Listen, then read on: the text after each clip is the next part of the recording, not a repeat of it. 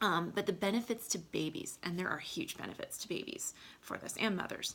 So babies who are put to the breast within the first couple hours of life are happier, calmer, they cry less, they have better regulation of their body temperature, they have better regulation of their blood sugar levels. Their immune protection goes up because they are getting some of the mother's good bacteria.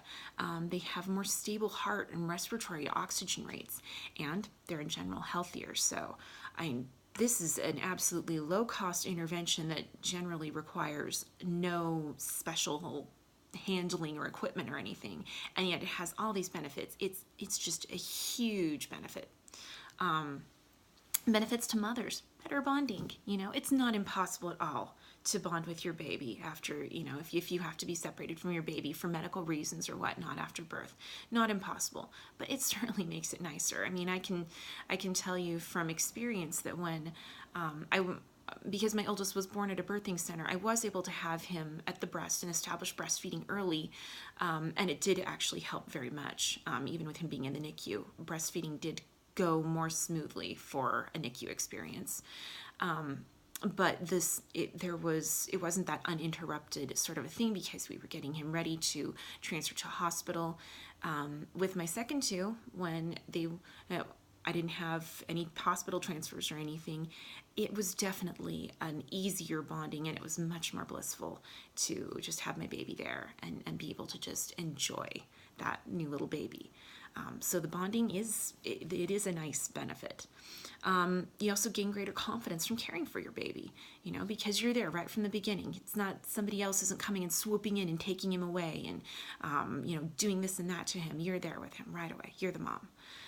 You get to learn the baby's hunger cues too, which help you with being able to respond more quickly for breastfeeding. And you breastfeed a little more. It helps you breastfeed more easily and make more milk because your body's kicking in, saying, "Oh, we have a baby, time to make milk," and lots of it. One study showed that mothers who had skin to skin made more milk between weeks 2 and 4 than those who did not. So again, if you're kind of worried about, oh, am I going to have enough milk for my baby? If all possible, get the baby on the breast in the first couple hours for that skin-to-skin contact. The official position of the American Academy of Pediatrics as of 2009, healthy term newborns with no evidence of respiratory compromise will be placed and remain in direct skin-to-skin contact with their mothers immediately after delivery until the first feeding is accomplished, unless medically contraindicated. Bam. So the American Academy of Pediatrics is on your side with this too. But here's the big question. What about C-sections? Because I've heard a lot of C-section moms who say, oh, I had a C-section. They just took the baby away right afterwards. So here's the deal with C-sections.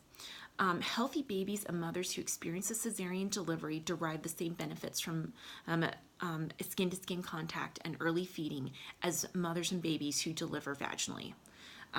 Unless the mother and the baby are in fragile condition, there is no reason why the baby and the mother can't have that skin-to-skin contact and initiate breastfeeding. Again, if you have an emergency cesarean, your baby is super premature, this may not be possible. And life happens. Believe me, life happens like that sometimes. But if your baby is full term and there wasn't any sort of a reason that your baby's life was in danger or your life was in danger, even if this cesarean was unplanned, generally it's safe for the mother and the baby to have skin-to-skin contact and to breastfeed within the first hour to 2 hours after birth.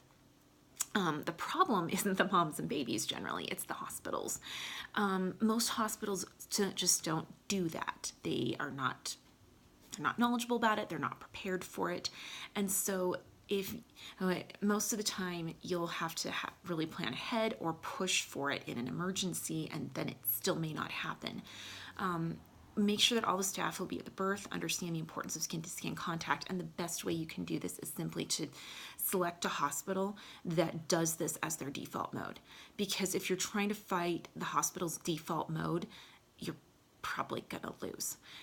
There are hospitals that are starting to specialize in what are called gentle cesareans, where you get, in fact, there's a hospital, the local, well, not really local, I live pretty rural, but the hospital that is kind of the closest to us is one of those hospitals, and they do gentle cesareans as a matter of course.